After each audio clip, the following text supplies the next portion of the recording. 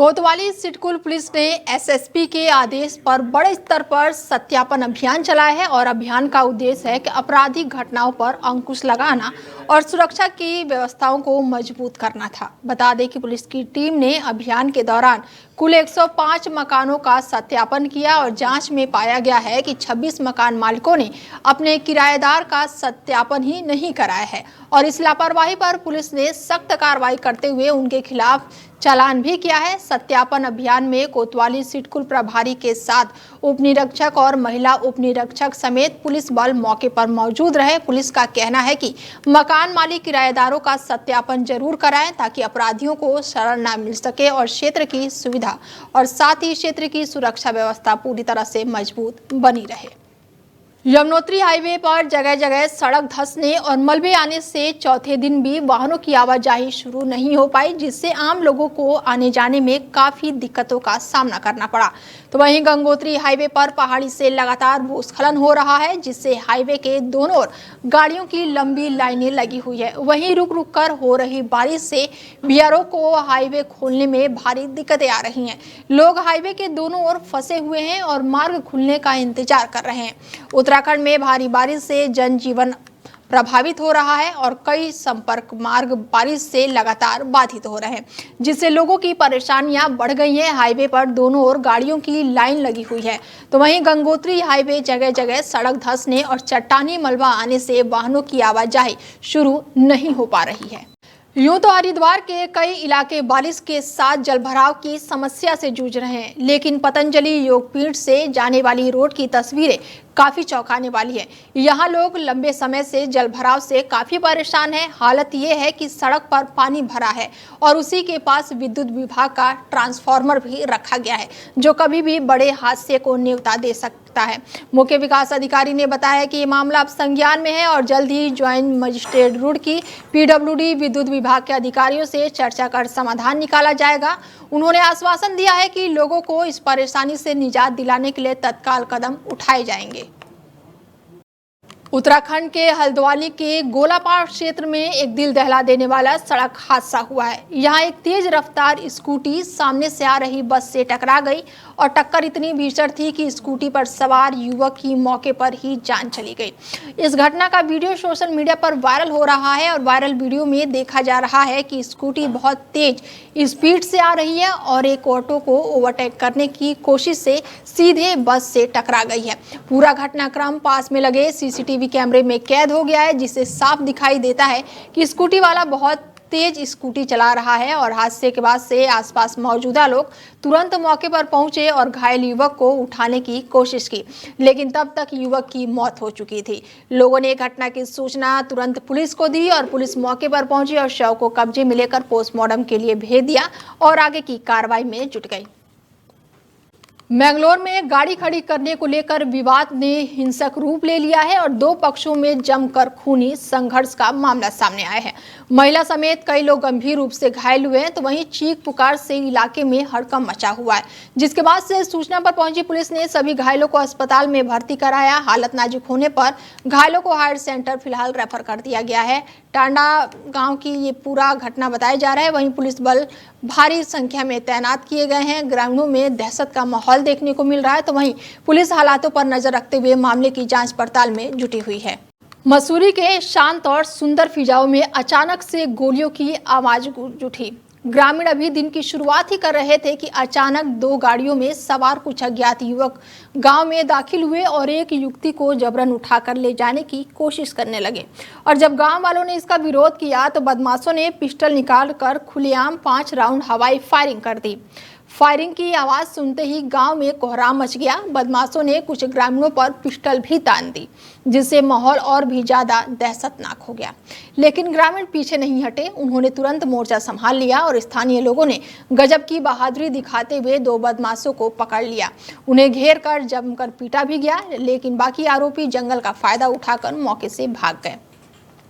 ग्रामीणों ने तुरंत पुलिस को सूचना दी। घटना के बाद से गांव में रोष और तनाव का माहौल है। फिलहाल कंपटी क्षेत्र में पुलिस बल तैनात है और गांव में शांति बनी हुई है। वहीं पुलिस पूरी तरह से घटना की जांच पड़ताल कर रही है और आरोपियों की घटना में शामिल आरोपियों से लगातार पूछताछ की जा रही है। युवती के बयान पर मामले में जल्द बड़ी कार्रवाई की जा सकती है।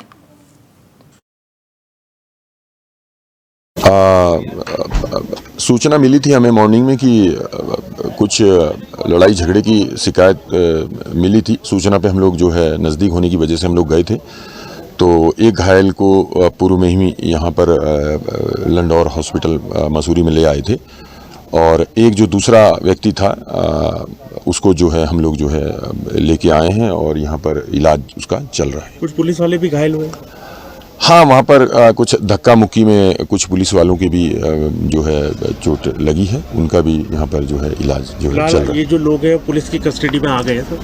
हाँ बिल्कुल, फिलहाल जो भी दो घायल थे उनको यहाँ पे ले आए हैं, उनका डॉक्टर लोग जो है ट्रीटमेंट कर रहे हैं और बाद ट्रीटमेंट के जो है जो भी पूछताछ होगी उसमें जो भी निष्कर्ष निकलेगा वो आगे बताया जाएगा।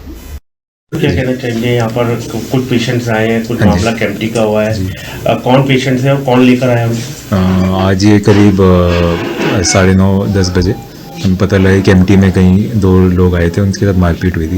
एक जो मरीज़ था जो यहाँ के रहने वाले पंजाब के, वो तो अभी 1 बजे आए हैं और एक 9:30 बजे आए थे।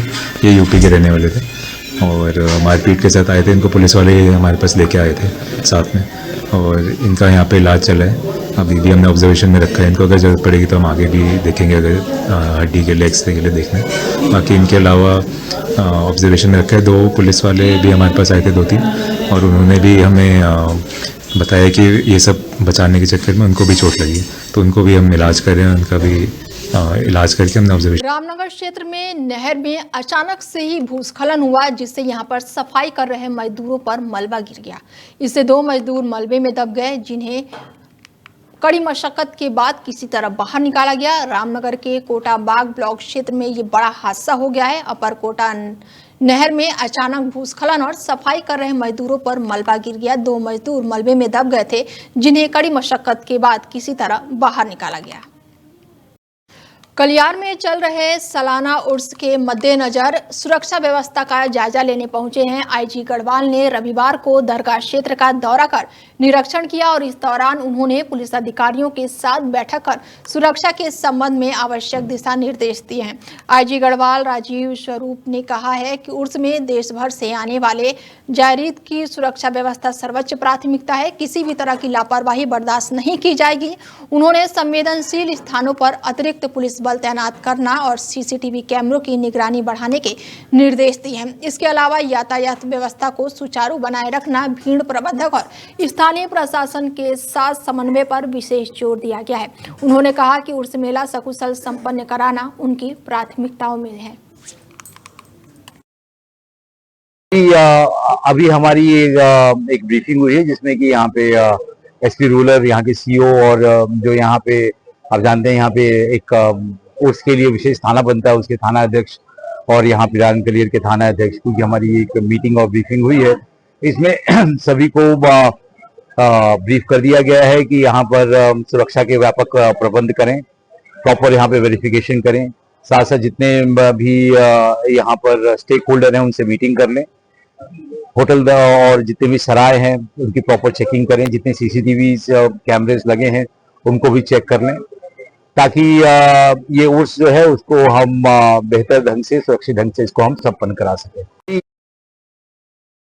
आज के समय में जहां पर डॉक्टरों को भगवान और अस्पतालों को मंदिर माना जाता है, वहीं नामी और बड़े प्राइवेट अस्पतालों द्वारा मरीजों के इलाज के नाम पर तीमारदारों से मोटी रकम वसूली जा रही है, जिस कारण गरीब आदमी कर्ज में डूब गया है। प्राइवेट अस्पतालों द्वारा की जा रही खुलेआम लूट के विरोध अब जन संघर्ष मोर्चे ने अस्पतालों के विरुद्ध मोर्चा खोल दिया है और प्रेस कॉन्फ्रेंस करते हुए जन संघर्ष मोर्चा के अध्यक्ष और GMBN के पूर्व उपाध्यक्ष रघुनाथ सिंह नेगी ने पत्रकारों से बातचीत के दौरान कहा कि आज प्राइवेट अस्पताल खुलेआम मरीजों के ईमानदारों की जेबों पर डाका डाल रहे हैं और अस्पतालों की ओर से मरीज चाहे मर जाएं या जिंदा रहें, इस बात से अस्पताल संचालकों को कोई फर्क नहीं पड़ता। इस दौरान उन्होंने क्या कुछ कहा है, चलिए आपको सुनाते हैं।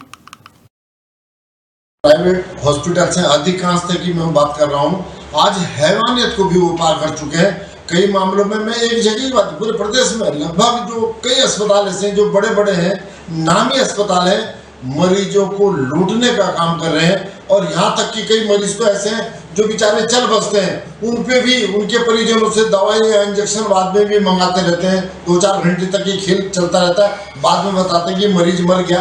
तो तमाम तरीके से जो लूटने की जो इन्होंने जो एक तरह से जरिया बना दिया है, मरीज इनके सिर्फ और सिर्फ एक नंबर है, इनका कोई मतलब नहीं वो जिए या मरे। ये तमाम जो चीज़ें मैं इसलिए बता रहा हूँ कि आज कई जो मरीज हैं उनके परिजनों की पीड़ा है। अस्पताल प्रबंधन है वो सिर्फ और सिर्फ इस बात को लेकर के रहता है, उनको पैकेज थमा दिए गए डॉक्टर्स को कि आप बस करिए, लूट करिए, वो भी मजबूर है। और इतने बड़े बड़े स्ट्रक्चर बना करके जनता ने थोड़ी कहा कि आप इतने बड़े बड़े स्ट्रक्चर बनाइए, आप उनको लूटने के लिए जो इस तरह के आपने काम कर रखे हैं, आज इन अस्पतालों की तरफ देखने वाला कोई नहीं।